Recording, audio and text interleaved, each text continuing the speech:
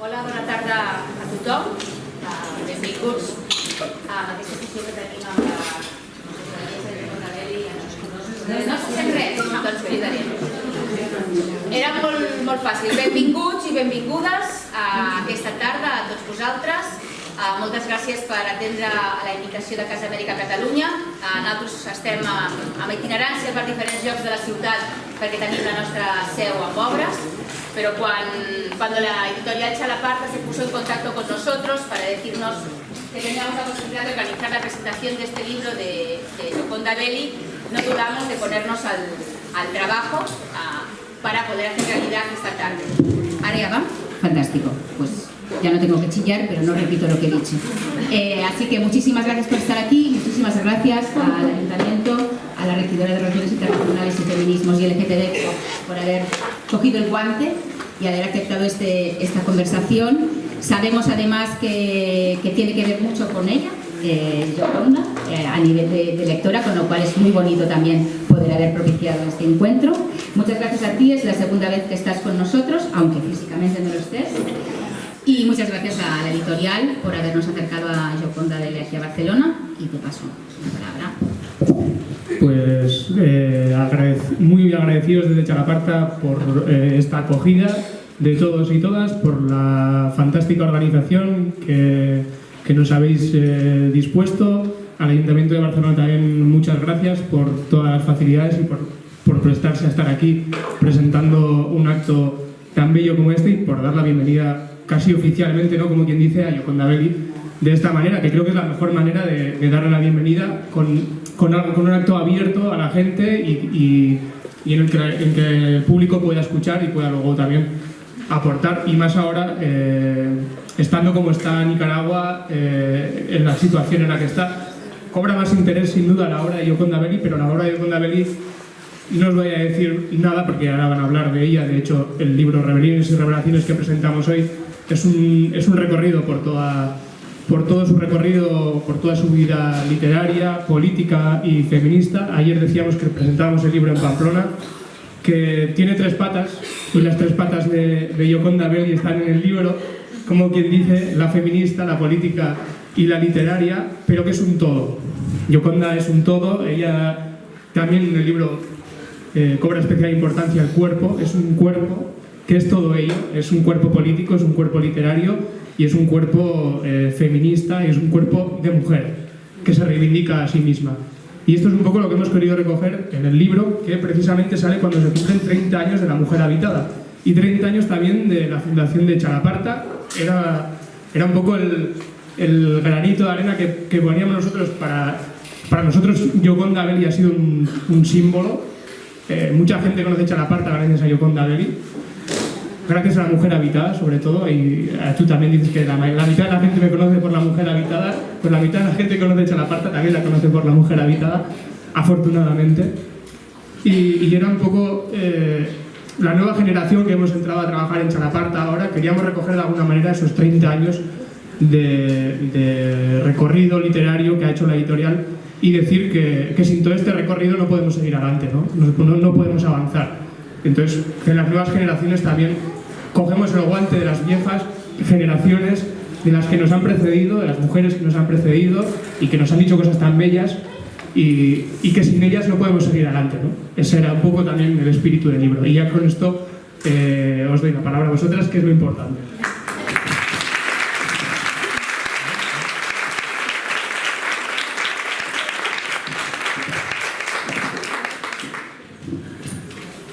Molt bona tarda. Hola. Hola, hola. Hola, anem pujant ara. Hola. ¿Sí? Buenas tardes. Buena tarde. Probamos el de Yocanda, a ver si vamos a hacer. Hola, hola, buenas tardes. Estamos las dos. Si en el final hay quejas, levanten la mano y así identificamos si se oye o no se oye. Bueno, yo contentísima de estar esta tarde, de dar la bienvenida a Barcelona a Yocanda Belli. Decían que estaba como lectora, y yo cuando me comentaron que tenía pensado que pues en la presentación del libro hacer una paradita también por Barcelona, de hecho me lo pedí para ser, ¿no?, para cogerme a la verdad, le pedí a Antonio Travería, director de Casa América, a quien de verdad hoy le agradezco este regalo, que si me podían ceder, que yo quería estar con Gioconda, y además con este libro que me parece maravilloso. Quien no lo tenga, están las compañeras de la librería feminista por aquí, y os lo recomiendo. Estoy a punto de acabarlo, tengo que reconocer que me queda un capítulo. Pero yo, y quiero llevarlo también a lo personal, como en la actividad política en la que llevo 3 años, he pensado mucho a Gioconda. La he pensado, y en este libro además vuelvo a escenas desde lo personal, ¿no?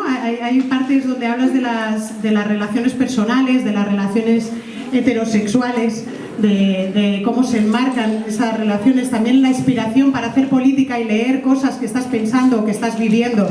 Y aquí también quiero reivindicar El país bajo mi piel, Memorias de amor y guerra, que es otra gran obra, además, donde explica algunas escenas que luego podemos entrar, y que las vivo en primera persona, y vaya, es inevitable volver y pensar en Gioconda, también pensar en las culpas obsoletas, que no están todavía para nada obsoletas, ese sentir que le estamos robando el tiempo a alguien, y que el tiempo es una cosa muy preciada de la que se habla muy poco. Entonces, hoy vamos a hablar del rebeliones y revelaciones, pero también, pues sí, estamos en un momento complicado en Nicaragua, también el contexto catalán.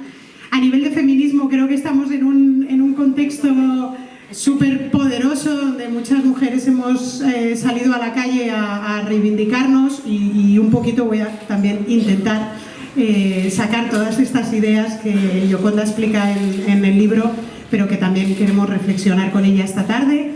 Gioconda quería empezar leyéndonos la introducción, que creo que es buena manera de plantear y de acercarnos a esta lectura, y por lo tanto vamos a empezar por aquí.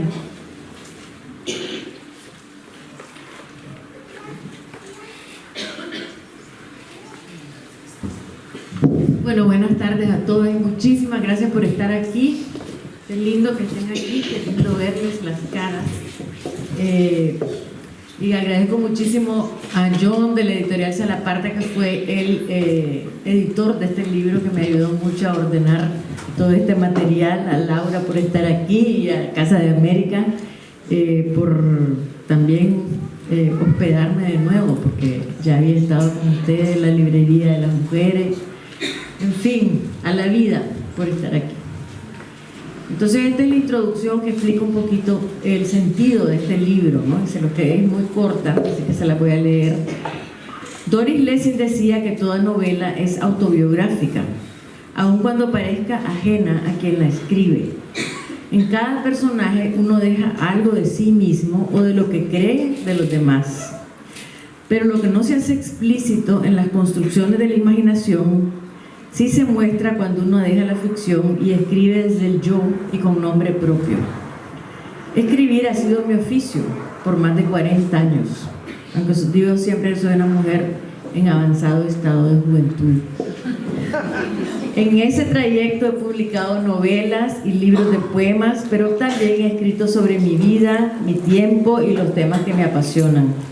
He sido articulista, bloguera, conferencista, y en esos espacios he ido revelando la intimidad de mis pensamientos, lo que temo y amo, lo que me hizo ser quien soy y lo que me motiva a seguir pluma en ristre por esta senda que llamamos vida. He tenido una vida intensa. Me rebelé contra la manera de ser mujer que se esperaba de mí. Hija de una madre atrapada entre las restricciones de su tiempo y un intelecto que le demandaba trascender, fui educada por ella para lograr lo que ella no llegó a vivir. Impulsada por su espíritu, me lancé al mundo con un desparpajo que ella terminó por resentir e intentar frenar.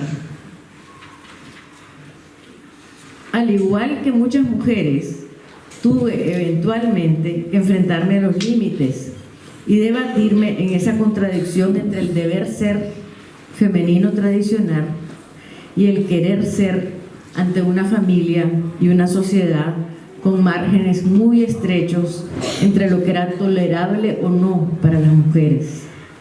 La ruta que más por instinto que por voluntad fui siguiendo en la vida me hizo abandonar un matrimonio temprano, involucrarme en una revolución, experimentar el amor estable y el amor tormentoso, hacerme madre de 3 hijas y un hijo y descubrir en medio de la forja de mí misma que había nacido llena de palabras y con una aguja capaz de hilvanarlas y tejer con ella historias y poemas donde desde mi experiencia personal abrazar la variada y compleja experiencia humana.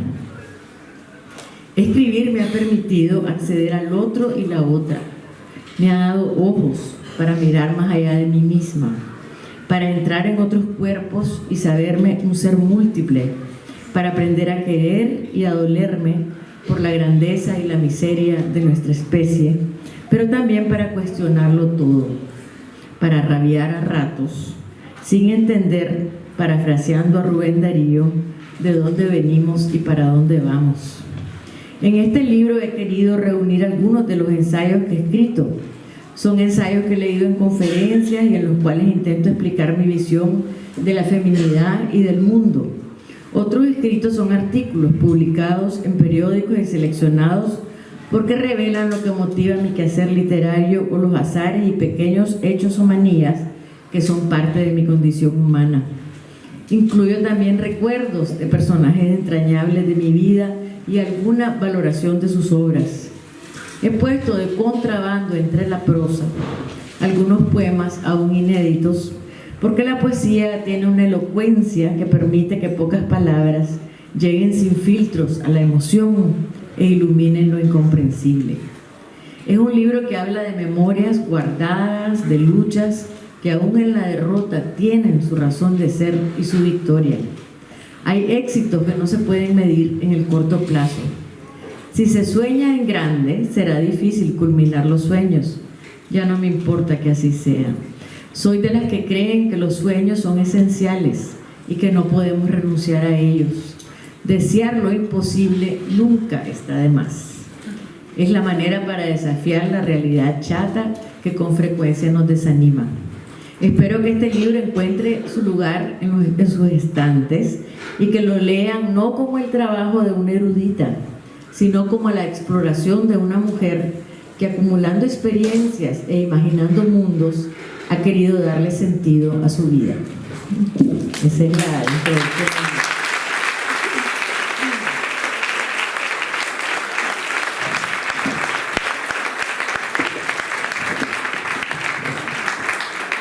Además creo que la introducción también habla de todo el libro, porque hay varios de los artículos o de los ensayos que nos hablan de tu despertar como poeta, que me parece dulcísimo, ¿no? El cómo una se descubre la necesidad, cómo también va notando el reconocimiento del ambiente, ¿no? De poetas reconocidos, cómo va creciendo.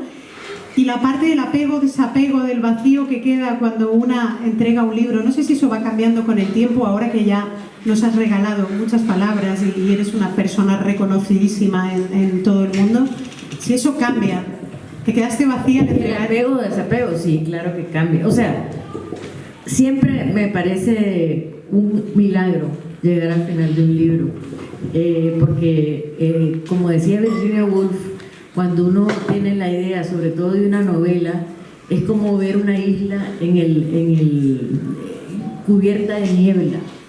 Entonces uno va creando como un puente, ¿no? Y a medida que uno va avanzando en el puente, la niebla se empieza a disipar y uno empieza a ver lo que hay al otro lado. Eso a mí me encanta porque de las novelas y de la poesía también, porque son procesos de descubrimiento donde uno tiene como la intuición, pero tiene que ir buscando dónde está lo que te va a dar las palabras para armar una historia, o también esperar a ver cómo la historia te habla, cómo te hablan los personajes, porque a mí me ha pasado de cambiar de cambiar cosas. La Mujer Habitada, por ejemplo, yo le empecé, escribí 250 páginas a máquina, todavía no con la computadora.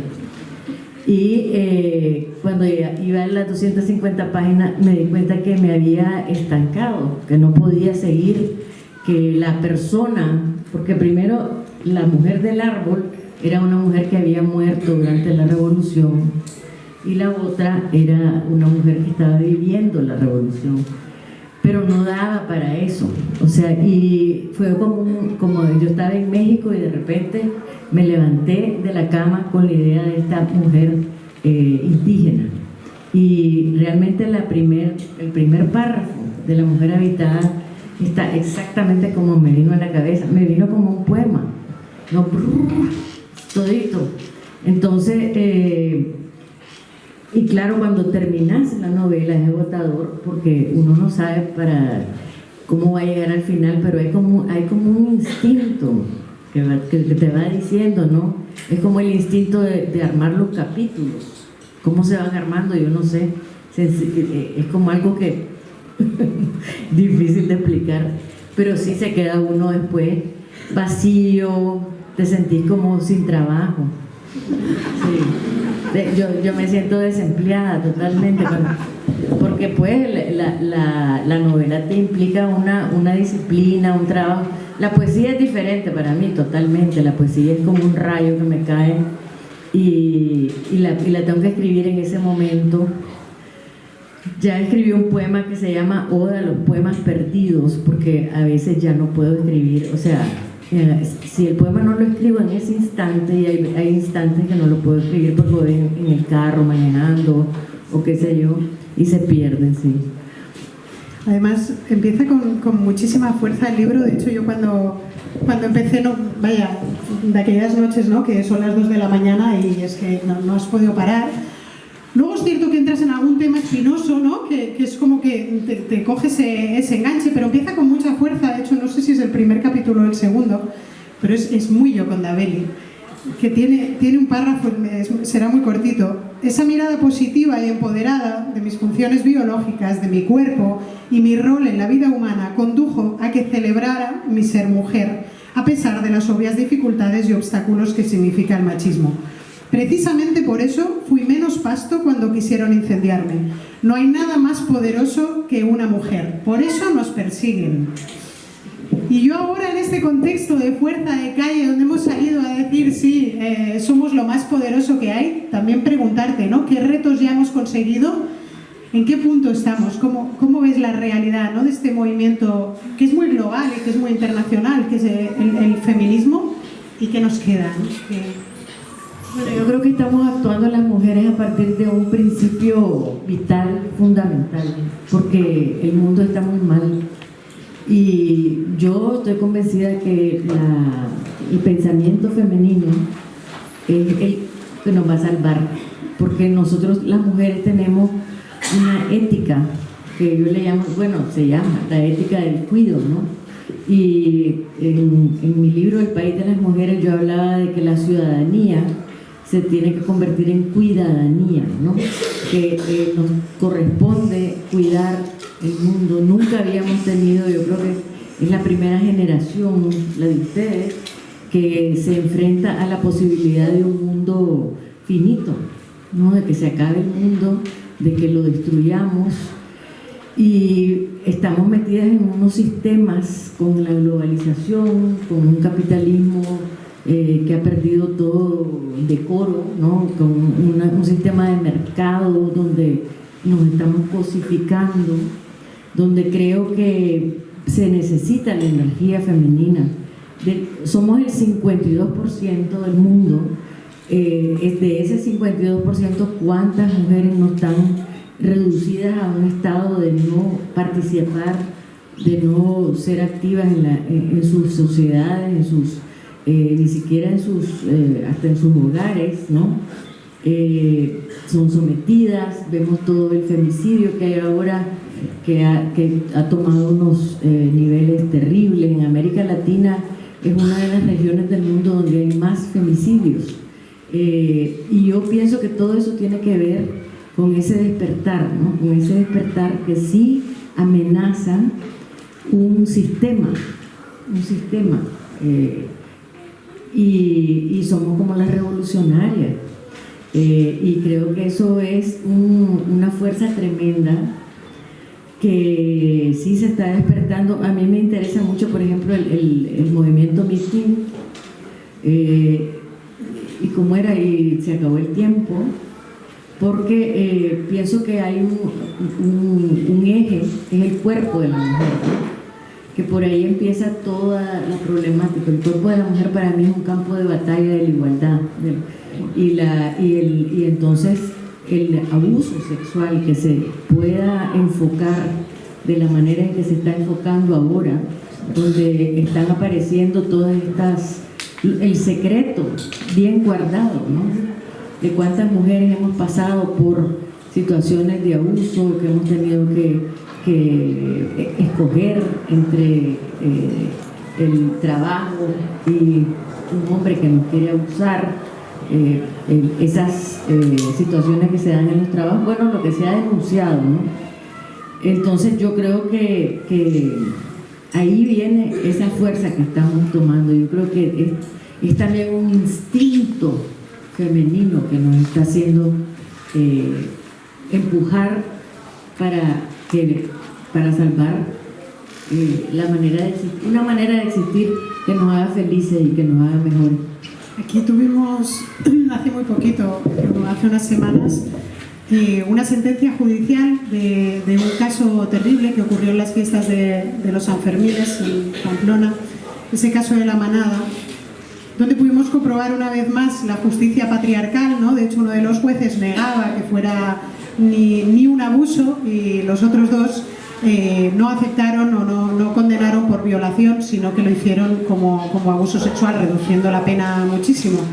Pero la reacción fue tremenda y yo creo que también esperanzadora, ¿no? Sin una convocatoria, casi sin planificación, donde nos vemos, ¿no? Las redes sociales, que aquí sí son una oportunidad, y luego algo similar al Me Too, que era el Cuéntalo, que también a partir de redes, con todos los peligros que esto también supone, ¿no? De utilizar las redes sociales, pero sí que se vio esa necesidad de romper, de visibilizar, de salir, ¿no? Y de decir a nosotras también, o a mí también me ha pasado, y esto no es una excepción, ¿no?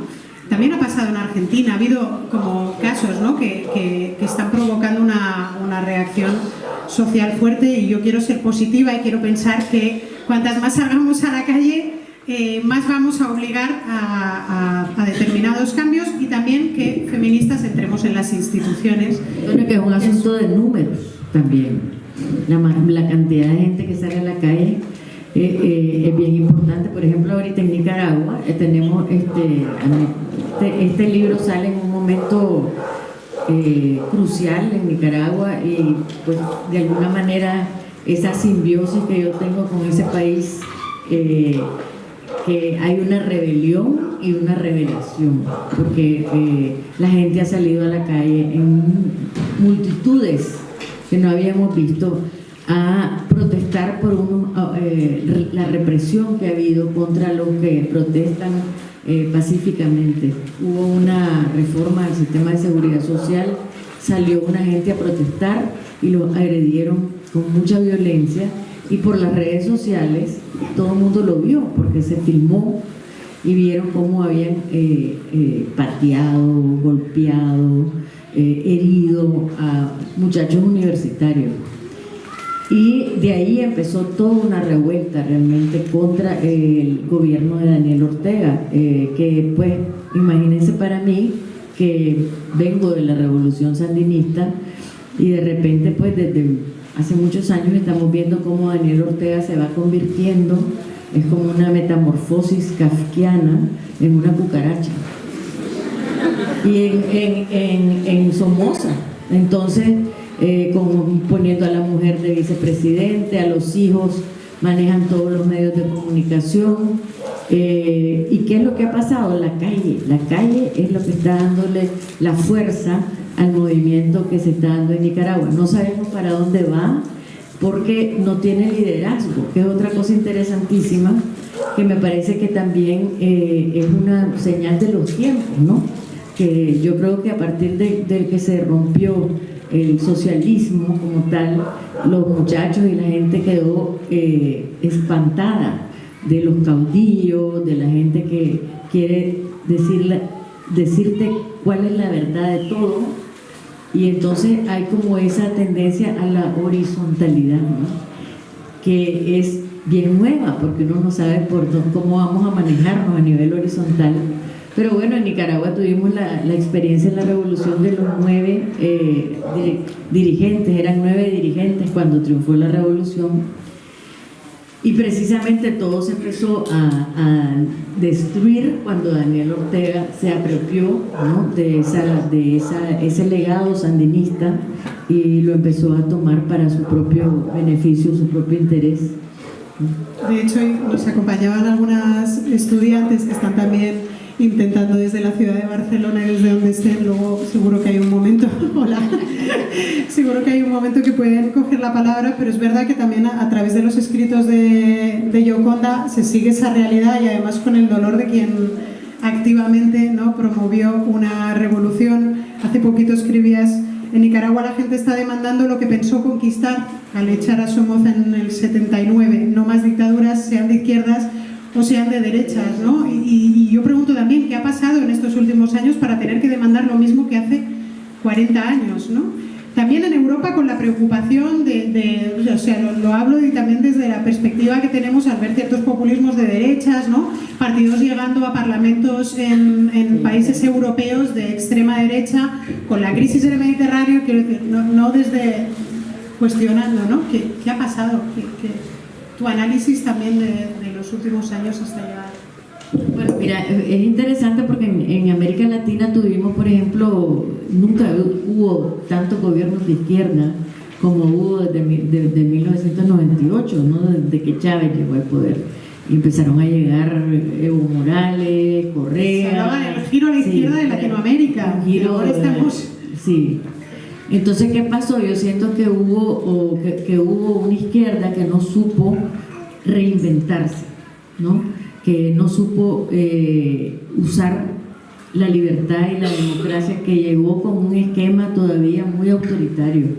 Yo creo que la izquierda nos tenemos que autoanalizar, porque sí hay una vena autoritaria en la izquierda que hay que descartar. Y yo creo que una de las crisis que tenemos es una crisis de imaginación, ¿no? Una crisis de imaginación, de poder imaginar sistemas distintos, de poder imaginar formas de poder diferentes. También en eso a mí me interesa mucho el enfoque femenino, porque me parece que la naturaleza del poder está sumamente fallada, ¿no? Yo escribí, hay un manifiesto del Partido de la Izquierda Erótica que fue un partido que nosotros tuvimos en Nicaragua, un partido clandestino de mujeres que estábamos aburridas que los hombres hacemos la revolución y nos quieren mandar de vuelta, como quien dice, a donde habíamos venido, a pesar de que las mujeres habíamos estado en primera línea. Entonces nos empezamos a juntar en las casas a pensar en líneas, cómo empujar líneas de trabajo desde los lugares que cada uno estábamos, sin formar una organización como tal, pero pues le llamamos el Partido de la Izquierda Erótica, porque también la idea era que fuera de otra manera, que fuera con humor, con amor, con una visión amable de la existencia, con una visión seductora, o sea, porque también las mujeres tenemos ese gran poder que no se nos puede olvidar, el poder de la seducción usado de una manera política. Entonces hicimos todo eso tiene que ver con cómo cambiar esa naturaleza del poder, ¿no? Como en mi novela El País de las Mujeres yo hago una utopía, escribo una utopía femenina donde hay la ayuda de un volcán, explota un volcán y se llena de humo todo el país, porque los gases del volcán, de repente todos los hombres se vuelven bien santos, bien buenos, bien... ¿Y qué pasa? Que se les bajan a todos los niveles de testosterona. Entonces las mujeres que han estado en campaña electoral de repente ganan toditas y los mandan a descansar a los hombres. Les dicen, miren, ustedes ya hicieron mucho, trabajaron mucho, váyanse a descansar a su casa, a hacerse cargo de sus hijos, y nosotros las mujeres vamos a tomar el poder de otra manera, ¿no? Eso sería fantástico, porque realmente yo pienso que el poder está anclado sobre concepciones bien patriarcales, dominantes, etcétera, que ya creo que hasta los hombres mismos están aburridos de ellos. No todos, ¿verdad? Pero hay muchos hombres buenos. Yo siempre reivindico a los hombres buenos. Entonces, no sé, ya me perdí. Aquí se está hablando mucho con una terminología que no siempre comparto, pero de la feminización de la política, ¿no? Hay como mucho artículo, no es la primera vez que se habla, ya ha habido liderazgos feministas en las instituciones, pero ahora, como tenemos algunas alcaldesas, ¿no?, que están destacando, Manuela Carmena, Ada Colau, otras políticas, se está volviendo a hablar y además se habla en base, pues, a otra forma de liderar, a la cooperación, a la solidaridad, a hacer políticas también, ¿no?, de una determinada manera, no solo qué políticas, sino de qué manera las haces. Y lo cierto es que estás entrando a un espacio patriarcal, obviamente, la institución, jerárquico, masculinizado, donde hemos visto muchas mujeres adoptando esos roles masculinos del poder, ¿no?, haciéndose fuertes. Yo no dudo, que parece, ¿no?, que en política si tienes una duda o rectificas, vaya, es un crimen. Y yo también reivindicar que todas las personas tenemos dudas, que mostrarlo no es un símbolo no es un síntoma de debilidad, sino más bien de humanidad. Pero sí es cierto que ese espacio masculinizado, y ahora me voy a aquella escena de la que quería hablar, del País bajo mi piel, que hablas de una conversación con Fidel, que me gustaría que nos explicaras tú y no explicarla yo. Pero donde me he sentido muchas veces, sobre todo en el ámbito internacional, cuando voy a los congresos y llega la última hora, ¿no?, tú ya tienes que estar blindada por alguien, las miradas empiezan, o sea, son espacios que están pensados de manera premeditada para ser hostiles a las mujeres y para reservarnos además un determinado lugar, ¿no?, el lugar donde nos ponen. Bueno, eso que estás diciendo es importantísimo, porque por ahí iba la idea esta de que los hombres se fueran a descansar, porque no era solo porque se fueran a descansar, sino porque ¿qué pasa? Cuando las mujeres entramos a esos espacios de poder, te fuerzan de alguna manera a comportarte de manera masculina, porque el poder es masculino. Entonces, cuando uno entra ahí, tiene que demostrar, como que dice, para ganar un espacio tenés que demostrar que sos tan macho como cualquier macho. Es como lo primero que tenés que demostrar, que sos una mujer fuerte, que tenés, entonces, y somos fuertes, pues, pero no necesariamente como los hombres, somos de otra manera. Entonces,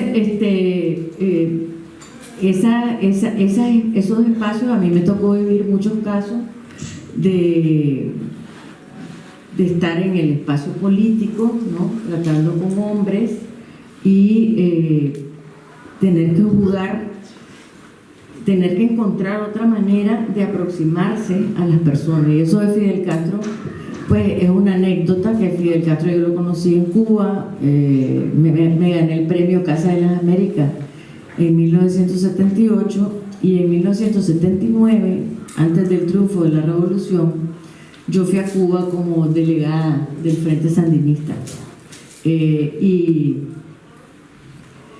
conocí a Fidel Castro en una fiesta. Había una fiesta de todas las delegaciones, era como el paraíso de los revolucionarios, ahí estaban todos los revolucionarios del mundo. Yo estaba que no podía creer que estaba viendo a toda esa gente, ¿verdad? Lo de Vietnam, de lo del RFP, de todos los tupamaros, de todo lo que había. Entonces, y yo era bien militante, ¿verdad? Estábamos ya casi cerca del triunfo de la revolución sandinista. Y entonces, claro, me presentan a Fidel Castro y le dicen, pues yo me dan el premio Casa de las Américas de poesía.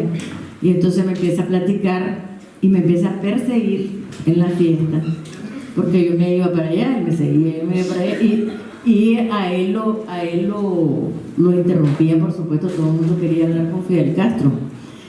Entonces él empezó como a querer estar conmigo, y entonces de repente un tipo me dice, ven, Fidel quiere hablar contigo. Bueno, para no cansarle el cuento, me llevaron a una casa. Yo, por supuesto, estaba Fidel Castro. No se me ocurrió que era por nada malo. Inocente paloma que era yo. No, porque realmente, imagínense ustedes, es como que de repente conozcas a Dios y Dios te quiere hacer una mala pasada, ¿no? Entonces no se me ocurría a mí. Y yo llego, y además estábamos con todo el sandinismo, había la división del Frente Sandinista. Entonces yo me pongo a platicar con él, no pasó nada, platicamos, y después ya se fue, y a los varios días otra vez me llaman al hotel y me dicen que Fidel quiere hablar conmigo otra vez. Entonces me llevaron a la oficina de Fidel. Yo pasé con él como desde las 8 de la noche hasta las 12, pero él sabía que yo sabía una cosa, que él quería que yo se la contara, porque había pasado, le habían dado unas armas a otra tendencia de la revolución, y la tendencia en la que yo estaba, la gente estaba muy molesta, y me habían dicho, no le digas a nadie esto que pasó, lo que nosotros decimos. Pero claro, cuando estoy con Fidel Castro estoy pensando, ¿será que nadie incluye a Fidel Castro? Pero bueno, la cosa es que él empezó a decirme, mira, si tú me dices, y no sé cuánto.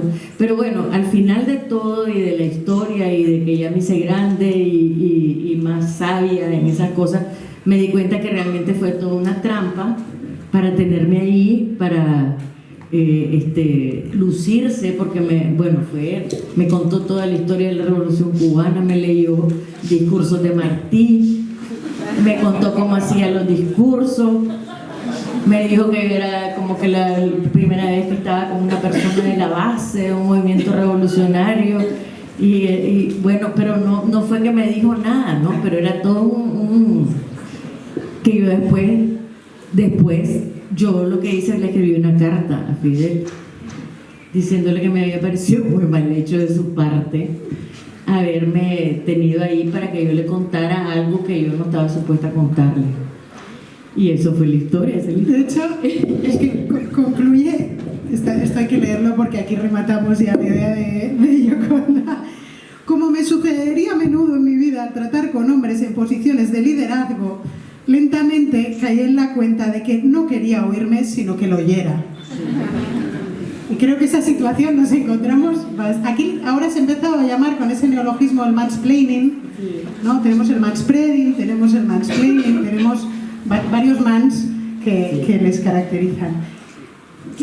Vamos a abrir un turno, pero sí me gustaría, porque hay una parte ya personal sobre las relaciones personales, ¿no? Sobre el amor y la dependencia, que además tienes un capítulo así, tal cual, amor y dependencia, pero luego es algo a lo que vuelves y además me siento reconocida en algunas partes, en cómo mujeres que no sabemos la literatura y la filosofía y el feminismo y lo tenemos clarísimo, luego a la hora de la práctica, ¿no? Aún es tan grande el sistema, no, es tan pesado, ¿no? el sistema, que acabas cediendo autonomía, cediendo tu propio crecimiento ante la necesidad de acabar complaciendo el orgullo del otro, ¿no? Y de hecho haces una pregunta que es muy dura, que es, ¿será que convertimos el amor en dependencia o será que es inevitable? Y aquí estamos mucho con lo de educación, ¿no? De lanzar mensajes sobre relaciones sanas, relaciones desde esta propuesta feminista sobre nuevas masculinidades, y ahí me quedé con vaya pregunta nos acaba de lanzar aquí. Bueno, sí, yo creo que el amor es una cosa muy peligrosa. Y entendemos el amor desde una perspectiva que nos ha sido dada, ¿no? Y el amor es uno se entrega de una manera muy vulnerable. O sea, cuando uno se enamora, yo pienso que le entrega al otro ser humano un poder extraordinario. Y ese poder no siempre lo saben usar las personas, ¿no?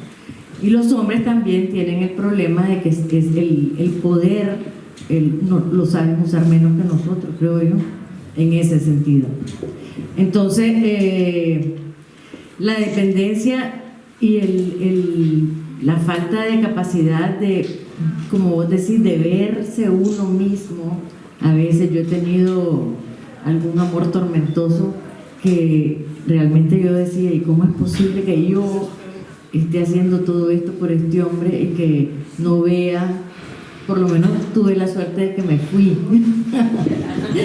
O sea, yo lo dejé. Sí, yo lo dejé. Pero esas son, ¿cómo te diría yo? Esa es una filosofía que cada una de nosotras tiene que desarrollar. Es muy difícil dar una fórmula, ¿no? Yo creo que pasa por ser la necesidad de conocerse a uno mismo, de trabajarse a uno mismo, porque estamos llenos de contradicciones. Y las mujeres vivimos en esa línea difícil entre lo que queremos ser y lo que nos han dicho que tenemos que ser, entre el ser y el deber ser. Y el deber ser es bien fuerte porque tenemos toda una sociedad que nos ha marcado. La identidad de la mujer ha sido desarrollada, por ejemplo, en la literatura por los hombres. Las mujeres empezamos a escribir novelas y empezamos a aparecer y a decirnos nosotras mismas a partir del siglo XIX, ¿no? Hay grandes escritoras antes, pero realmente fue a partir de entonces que empezamos a nombrar el mundo en la literatura y a crear un concepto de identidad diferente, ¿no? Y todo ha sido todo un proceso muy largo, y yo creo que todas llevamos adentro la niña buena, ¿no? Que tu mamá te decía que te tenías que portar de una cierta forma, y por otro lado la mujer que queremos ser, ¿no? Y ahí es donde el amor entra, ese problema, ¿no? De volvernos dóciles o creer que tenemos que complacer a la otra persona. Les tengo que leer un poema porque esto yo no lo puedo hablar así nomás, porque es muy difícil, por eso la poesía es importante, porque a veces dice cosas. Espérate,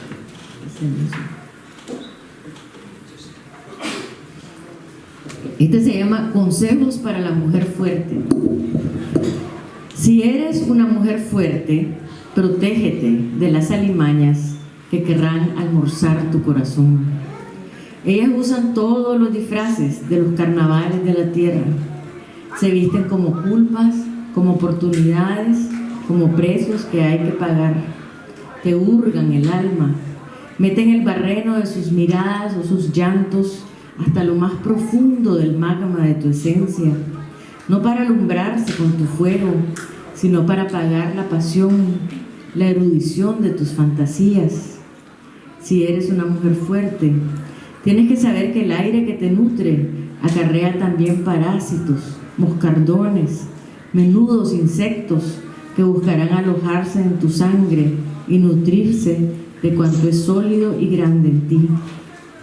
No pierdas la compasión, pero témele a cuanto conduzca a negarte la palabra, a esconder quién eres, lo que te obligue a ablandarte y te prometa un reino terrestre a cambio de la sonrisa complaciente.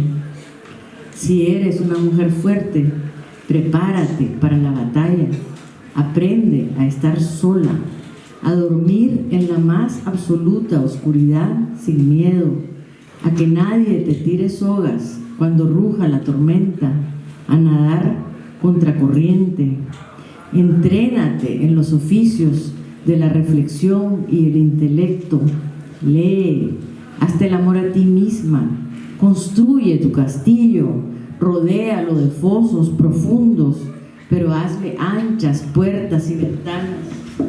Es menester que cultives enormes amistades, que quienes te rodean y quieran sepan lo que eres, que te hagas un círculo de hogueras y enciendas en el centro de tu habitación una estufa siempre ardiente donde se mantenga el hervor de tus sueños. Si eres una mujer fuerte, protégete con palabras y árboles e invoca la memoria de mujeres antiguas.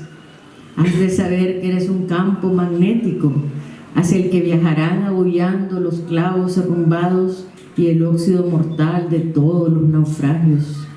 Ampara, pero ampárate primero. Guarda las distancias, constrúyete, cuídate, atesora tu poder, defiéndelo, hazlo por ti. Te lo pido en nombre de todas nosotras.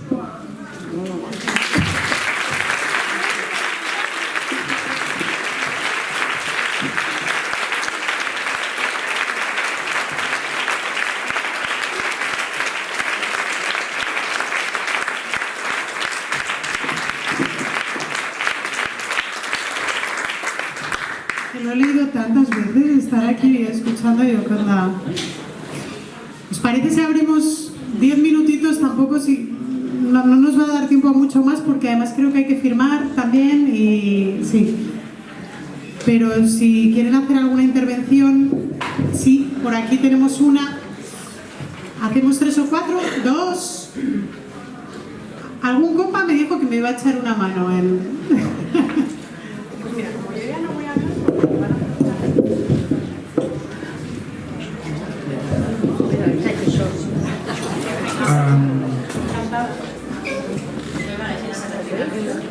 Sí, no tenemos micro inalámbrico.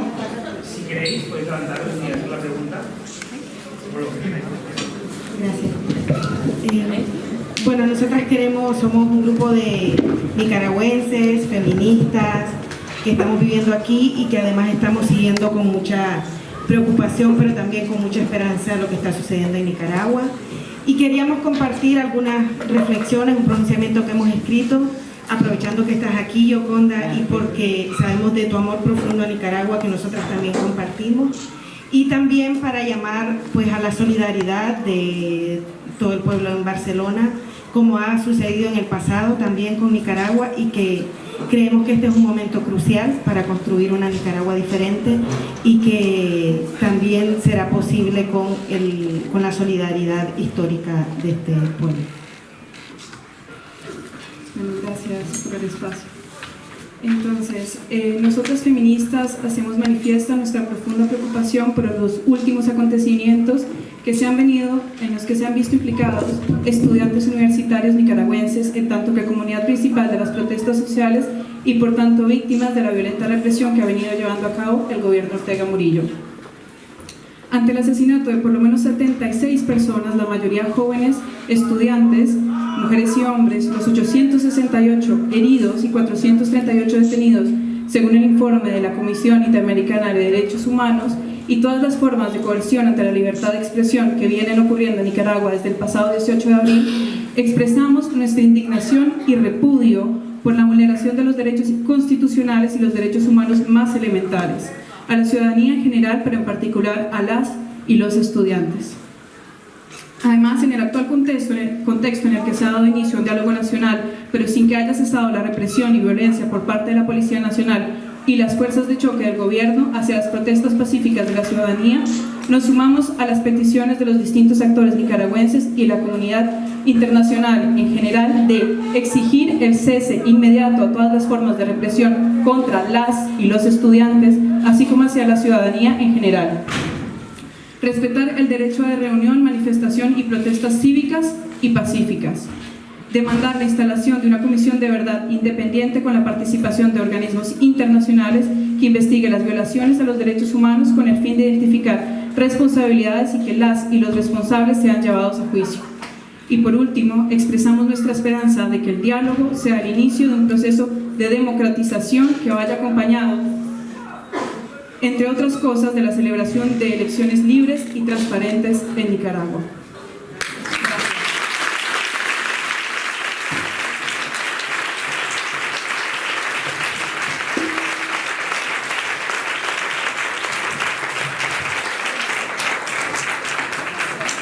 Bueno, miren, solo antes de que me parece importantísimo que hayan leído ese pronunciamiento, porque realmente lo que está pasando en Nicaragua es bien serio.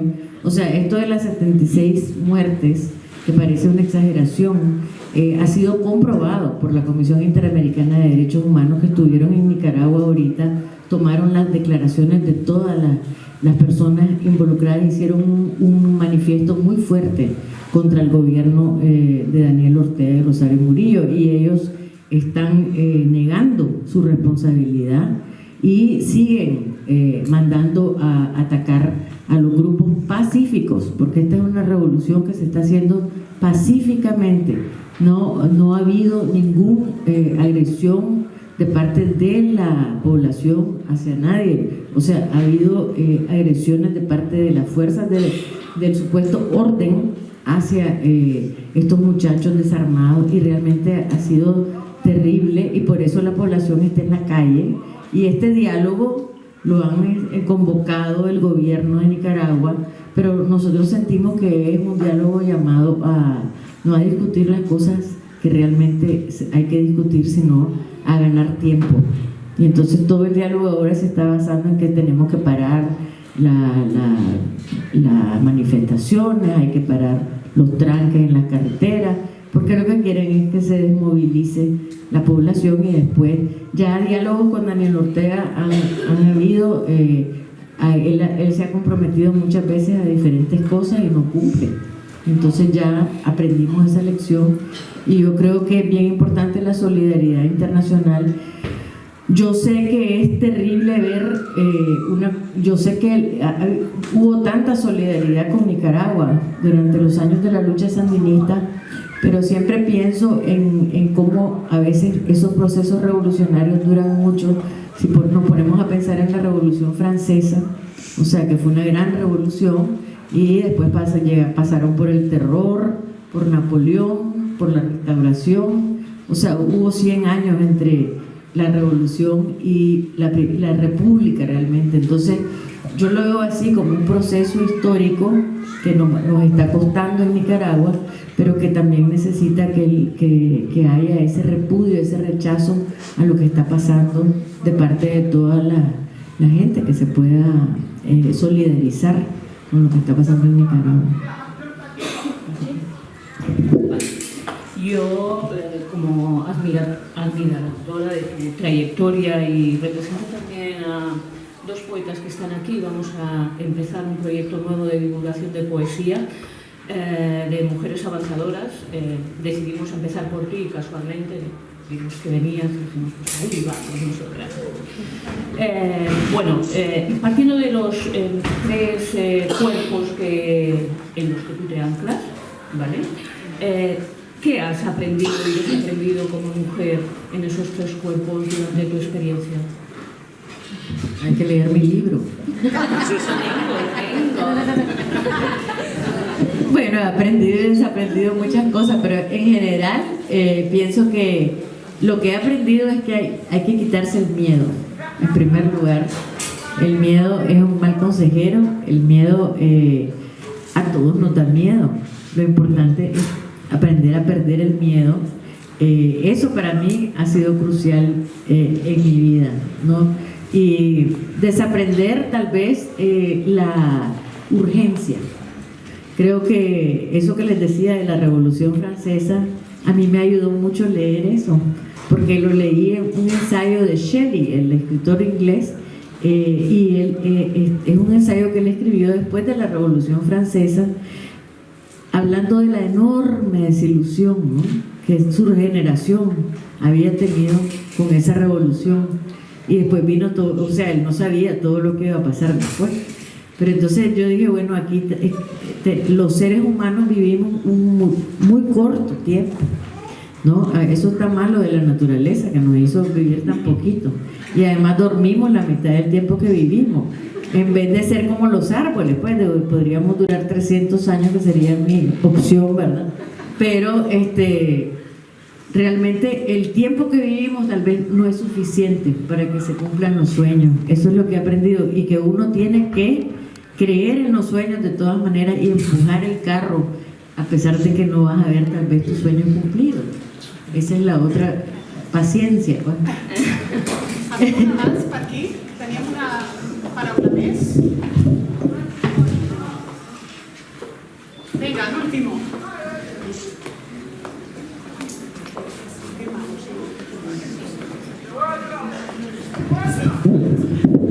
Hola. Dos cosas. Una, hablabas de liderazgo en el movimiento, vamos a decir, la revolución social que se está dando en Nicaragua. Y es una primera pregunta, es decir, si no hay liderazgo, ¿quién va realmente a hacer vanguardia de todas las reivindicaciones que se están pidiendo?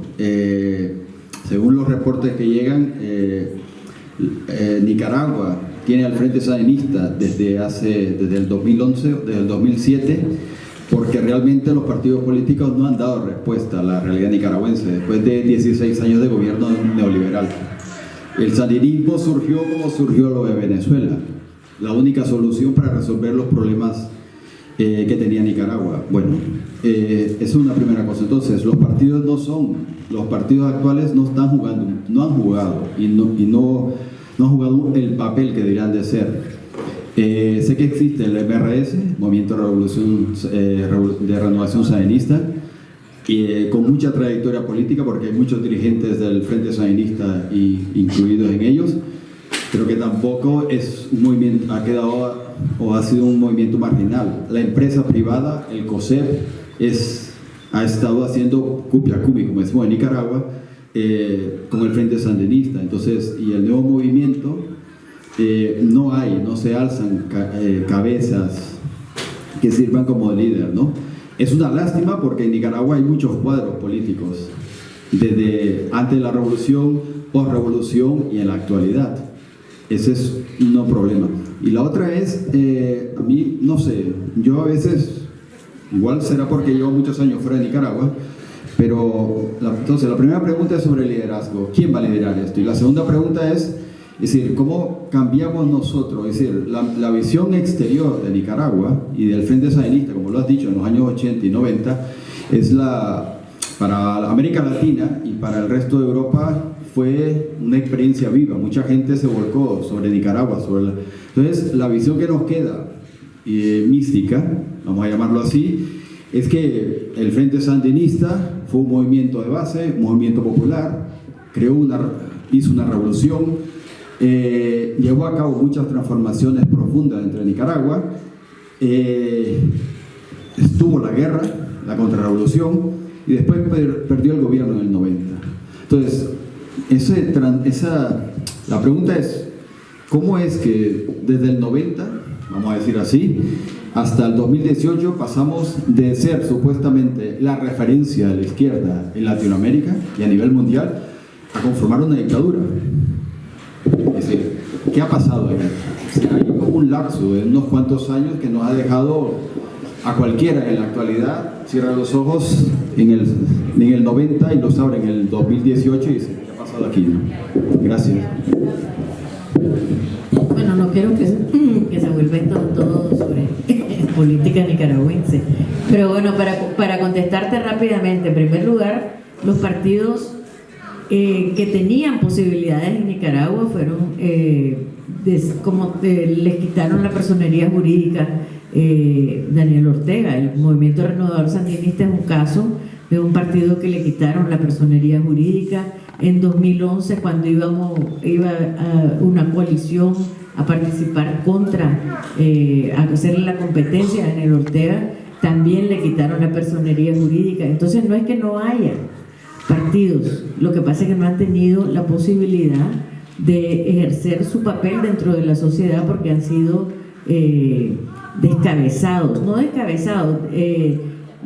ilegalizados, ¿no?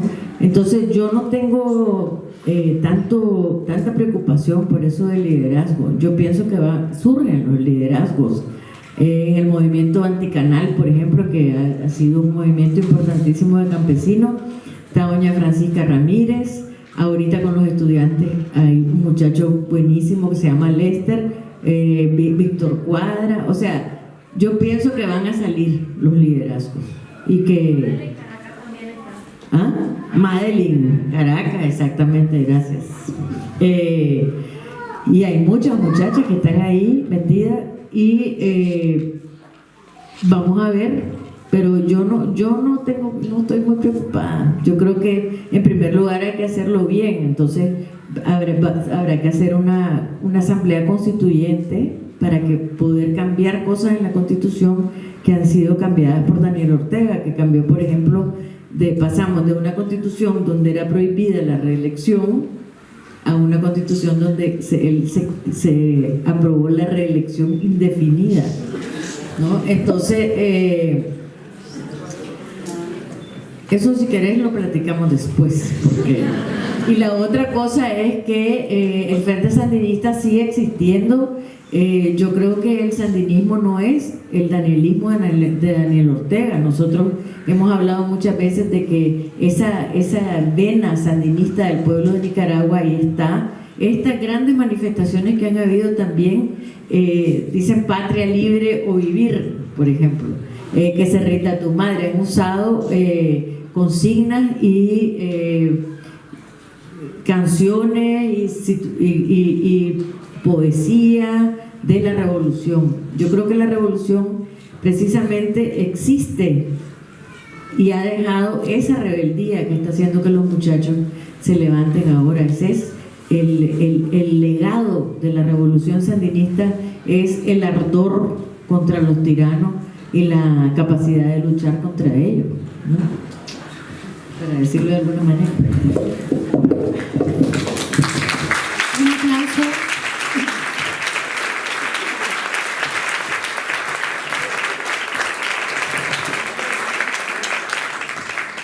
Me estoy asegurando de que no se vaya. Ustedes no lo ven, pero estamos atándola. Muchísimas gracias a Casa América en Chalaparta por traernos a Yoconda Belli. Creo que ha sido un conversatorio, una presentación un poquito más larga de las habituales, pero porque me he quedado muchas preguntas sin hacer. Pero seguro que ahora en el tú a tú pues, también pueden conversar. Muchísimas gracias a todas por acompañarnos. Creo que aún no se han agotado los libros, o sea que sigan comprando hasta el final de la tarde y sobre todo muchísimas gracias, un placer. Gracias, ha sido un placer para mí también. Muchísimas gracias.